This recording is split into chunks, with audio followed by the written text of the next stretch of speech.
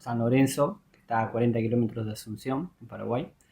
El trato fue medianamente bueno, normal, hasta momentos del pesaje que llegamos y bueno, todo empezó a desencadenarse de manera un poco irregular. El rival no dio el peso en el primer pesaje reglamentario, en el segundo tampoco.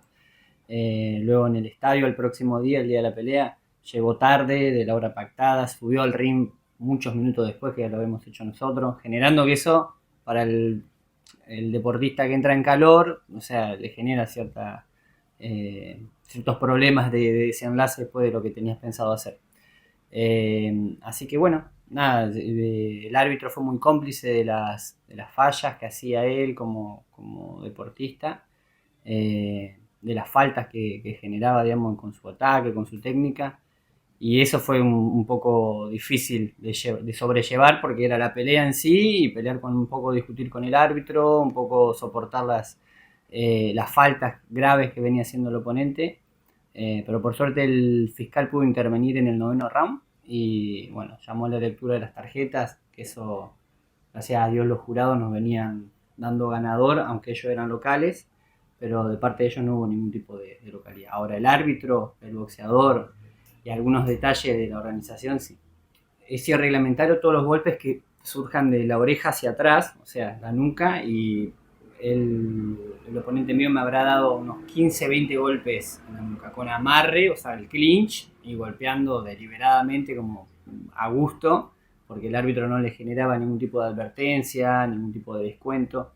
Entonces eso generó un abuso de él de su falta. Pero son graves porque pueden generar lesiones muy complejas. Hay casos en el mundo de boxeadores que han quedado cuadriplégicos, en silla de ruedas, o sea, son golpes muy, muy feos, ¿no? Por eso nosotros en el proceso del combate estábamos tan preocupados por nuestra salud porque eh, era riesgoso todo lo que pasaba y además un exabrupto que tuvo el árbitro en el sexto, séptimo round que, bueno, me lo hace directamente a mí, como diciéndome, si te morís no vemos, o sea, todavía no se ha muerto ninguno acá en este ring, si te morís vemos, entre otras cosas más que dijo. Y ahí fue toda una discusión que armamos entre la esquina, el fiscal. Bueno, la pelea siguió hasta el noveno round que el fiscal interrumpió el combate y llamó a la lectura de tarjetas. Pero fue complicado. ¿Sí? Yo cuando empezó la lectura de tarjetas, bueno, no dicen el apellido primero, sino que hacen la cuenta, la suma. Y cuando vi que fallo unánime dije, bueno, acá también me asaltaron entre todos, digamos.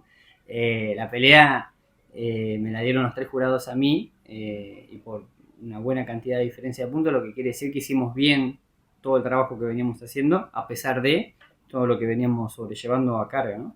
La verdad que te genera bastante temor cuando pasan esas cosas, por todo lo que sucede y porque, bueno, nosotros trabajamos de esto, somos deportistas, no somos enemigos ni vamos con la intención de dañar a alguien fuera del reglamento. Por supuesto que es un deporte de contacto, eh, pero todo lo hace uno en los términos de la legalidad que el reglamento te dicta, ¿no? Y cuando las cosas se desorientan, se van del reglamento, pueden surgir un montón de riesgos que ponen en riesgo tu vida y eso fue por ahí lo que a mí más me generaba, que, bueno, un temor de decir qué está pasando, ¿me entendés? Acá arriba, que nadie pone un silencio en lo que el árbitro decía a mí, me agredía o entre las faltas que generaba el oponente. Tenemos un contrato firmado para irnos a Estados Unidos el 25 de julio. Ahora estoy en una etapa de descanso después de la pelea de marzo. Estamos haciendo unos chequeos médicos que se requieren después de una pelea tan exigente como la que tuve y como la que va a venir, que sirven para eso también. Así que bueno, pienso que la semana que viene comenzarán los preparativos, nos vamos a sentar con el preparador físico, el equipo y lo vamos a planificar. Y yo creo que es el último tiempo que estoy transitando como deportista en competencia.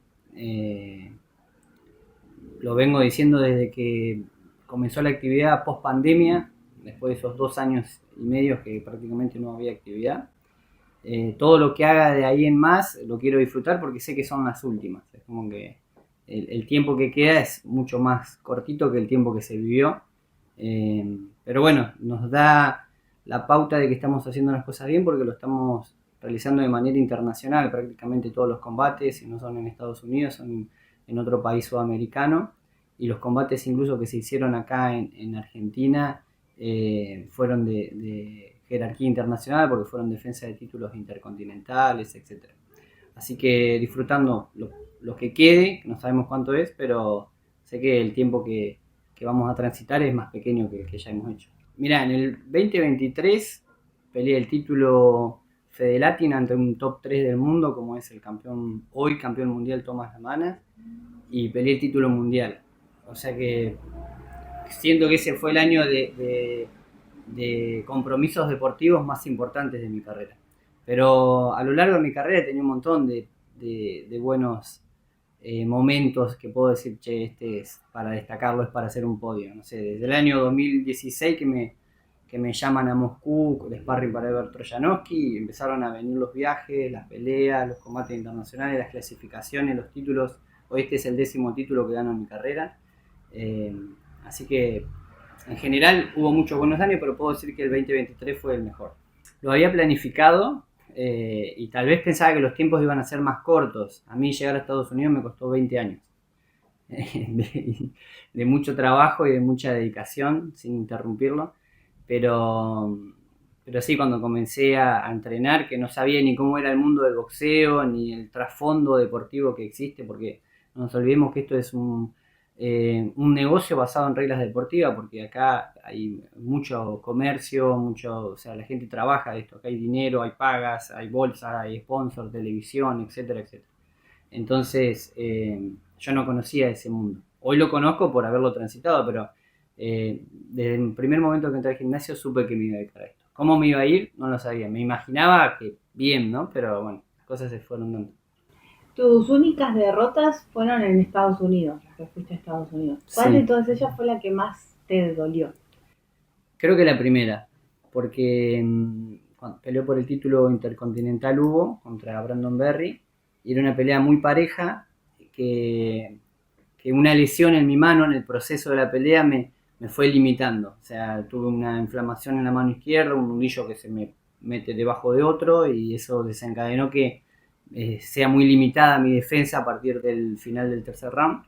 Y el boxeador era muy agresivo, metía mucha presión. Entonces creo que esa pelea me la replanteo muchas veces que hubiese pasado si no me lesionaba. Pero bueno, pasó lo que pasó, o sea, me ganó, ¿no? Pero creo que esa fue la pelea que fue mi primer pelea en Estados Unidos y que se podía haber dado otro resultado. Tu récord profesional, Hoy es de 40 triunfos, 3 derrotas y 2 empates. y de esos 40 triunfos, ¿cuál es el que más disfrutaste? El que más disfruté es, creo que en México, era en el año 2018, era una vidriera muy importante, peleábamos en Tijuana y había muchos promotores de Estados Unidos y era un evento muy bueno, y ganarle a un mexicano en su tierra fue muy importante. ¿Qué le dirías al Juan boxeador de 19 años que iba a debutar?